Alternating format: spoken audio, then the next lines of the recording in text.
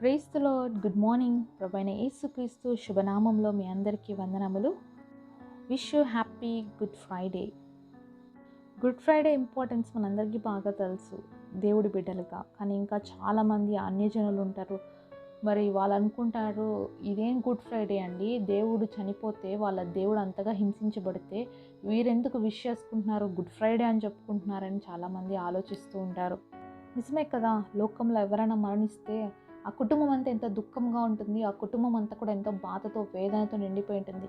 కానీ యేసయ్య మరణం ఈ లోకం మరణం కాదండి. యేసయ్య మరణం ఈ లోకానికి జీవాన్ని ఇచ్చింది. యేసయ్య మరణం ఈ లోకానికి విడుదలనిచ్చింది. యేసయ్య మరణం ఈ లోకాన్ని పాప బంధకాల నుంచి విడిపించిందండి.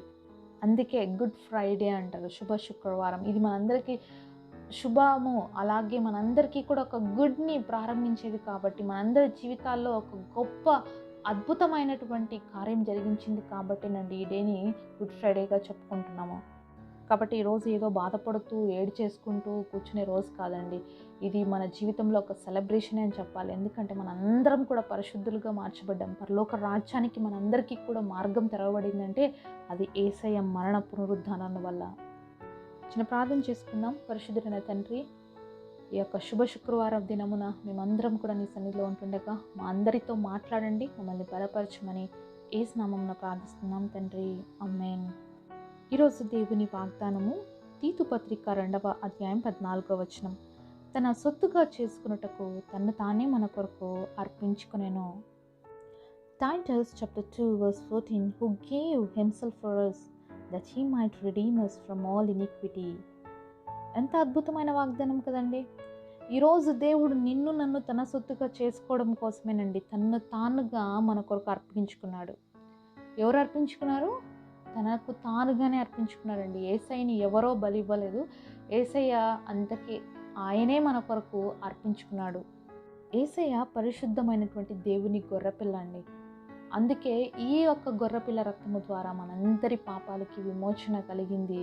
మనందరి పాపాల నుంచి మనం విముక్తులయ్యాము. అలాగే దేవుడు మనల్ని తన సొత్తుగా చేసుకున్నాడు. సొత్తుగా చేసుకునేదాన్ని ఒక చిన్న ఎగ్జాంపుల్ చెప్తానండి. ఒక బాబు ఉన్నాడు. ఆ బాబు తను చక్కగా ఒక బోట్ చేసుకున్నాడు, ఒక చిన్న పడవ తయారు చేసుకున్నాడు. అదంటే తనకి చాలా ఇష్టం అన్నమాట. అయితే రోజు మరి ఆడుకునేవాడు దాంతో. ఒకసారి సముద్ర తీరంకి వెళ్ళి ఆడుకోవాలని చెప్పి మరి ఆ బిడ్డ ఆ యొక్క తను ప్రిపేర్ చేసినటువంటి బోట్తో ఓడతో ఆడుకుంటూ ఉన్నప్పుడు సడన్గా అల వచ్చేసి ఆ బోట్ని నీళ్ళలోకి తీసుకెళ్ళిపోయింది. ఆ బోట్ కోసం చాలాసేపు ఎదురు చూస్తాడు, చాలా వెతుకుతాడు ఆ బిడ్డ, కానీ ఆ బోట్ ఆ పిల్లోడికి మళ్ళీ దొరకదనమాట. ఇంటికి వచ్చి చాలా బాధపడుతుంటాడు, చాలా ఏడుస్తుంటాడు. వాళ్ళ అమ్మతో చెప్పుకొని, అమ్మ నా బోటు వెళ్ళిపోయింది, నా బోటు నేను పోగొట్టుకునేసానని చెప్పి బాధపడుతూ ఉన్నప్పుడు వాళ్ళ అమ్మ చెప్తుంది, అయ్యా ఏం కాదులే, దానికోసం ఎందుకు అంతగా బాధపడతావు అని చెప్తే, లేదమ్మా నాకు చాలా ఇష్టం, అది నాకు కావాలని చెప్పి ఆ బిడ్డ చాలా రోజుల నుంచి చాలా బాధతో ఉంటాడు ఆ బోట్ కోసం. ఆ బిడ్డ యొక్క బాధ తల్లి చూడలేకపోతుంది. సరే బాబు షాప్కి వెళ్దాం కదా, నీకు నచ్చిన బోట్ని కొనుక్కో అని చెప్తే సరే అని చెప్పి ఇద్దరు వెళ్తారనమాట. వెళ్ళిన తర్వాత అన్ని బోట్స్ చూస్తుంటారు, కానీ ఆ బిడ్డకి ఏది నచ్చదు. అయితే ఒక బోట్ తనకి చాలా నచ్చుతుంది. అది తీసి చూస్తే అది ఆ బిడ్డ తయారు చేసినటువంటి బోటే. ఆ బిడ్డకు చాలా సంతోషం వేస్తుంది. తను పోగొట్టుకుని తన బోటు దొరికినప్పుడు చాలా గంతులు వేస్తూ చాలా ఆనందంగా తీసుకొని ఇంక బయటికి వెళ్ళిపోదామని వెళ్ళిపోతుంటే ఆ షాప్ కీపర్ ఆపేస్తాడనమాట. ఏంటి బోట్ తీసుకుని అలా వెళ్ళిపోతున్నావు, దీనికి డబ్బులు కట్టవా అంటే, అయ్యా ఇది నేను తయారు చేసుకున్న బోట్, ఇది నా బోటు, నేను సముద్రంలో పోగొట్టుకున్నది అని చెప్పి ఆ యొక్క ఓనర్కి చెప్తారనమాట. నువ్వు పోగొట్టుకున్నావో అది నీదో నాకైతే ఏం తెలియదు, కానీ నేను ఒక వ్యక్తి దగ్గర నుంచి ఇది కొనుక్కున్నాను.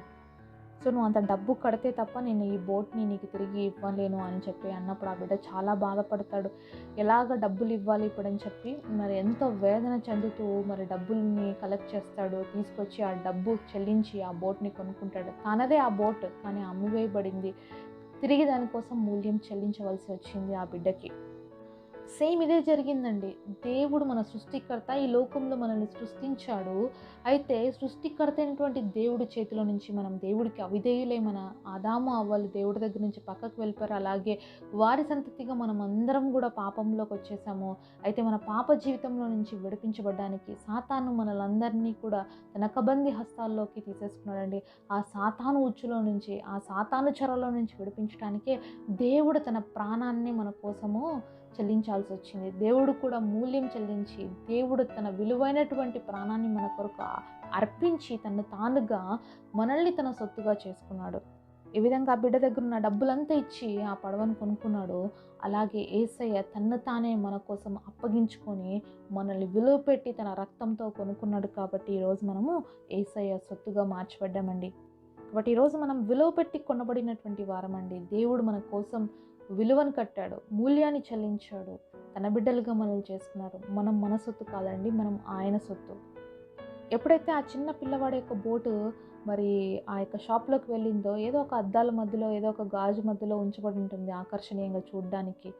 కానీ ఎప్పుడైతే తన యజమాని చేతిలోకి వచ్చిందో, ఆ బిడ్డ దాన్ని తీసుకుని ఎంత మురిసిపోయినాడో, దాన్ని ఎంత హత్తుకున్నాడో, తను ఎంత దగ్గరగా తీసుకొని దాన్ని ఆడుకొని సంతోషించాడో, అలాగే మనం కూడా పాప బంధకాలలో ఉండి ఒక చోట మూలలో మూలుగుతూ ఉన్నప్పుడు దేవుడు మనల్ని జ్ఞాపకం చేసుకున్నాడండి.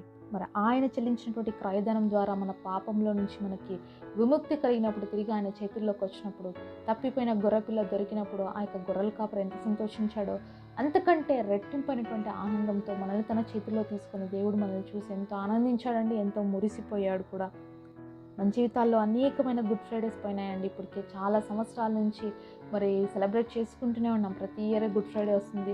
మరి ఇది ఒక సెలబ్రేషన్గా మన జీవితంలో మిగిలిపోవడం కాదండి. ప్రతి సంవత్సరం మనల్ని మనం నూతనపరచుకోవాలి దేవుడి సన్నిధిలో. ఇంకా దేవుడికి దగ్గరగా మనం జీవించాలి. అదే అసలైన గుడ్ ఫ్రైడే. ఒకవేళ ఇంకా నువ్వు సాతాను కబంది హస్తాల్లో ఉన్నట్లయితే ఈరోజు నిన్ను యేసయ్య విడిపించాలని ఆశపడుతున్నాడు. యేసయ్య దగ్గరకు వస్తావా మరి? ప్రియమైన యేసయ్య, మాతో మాట్లాడిన ప్రతి మాటను బట్టి వందనాలు. ఈరోజు ఇచ్చినటువంటి అద్భుతమైన వాగ్దానం కొరకే వందనాలయ్యా. మీరు మా కొరకు అర్పించుకొని మమ్మల్ని మీ సొత్తుగా చేసుకున్నారు. అయ్యా, నీ సొత్తుగా ఉన్న నీ బిడ్డలుగా మేము నీ చిత్తాన్ని, నీ ఇష్టాన్ని నెరవేర్చడానికి, ఈ లోకంలో నీ కొరకు గొప్ప సాక్షులుగా జీవించడానికి మా అందరికీ కృపనివ్వమని యేసు నామమున ప్రార్థిస్తున్నాం తండ్రి. ఆమేన్.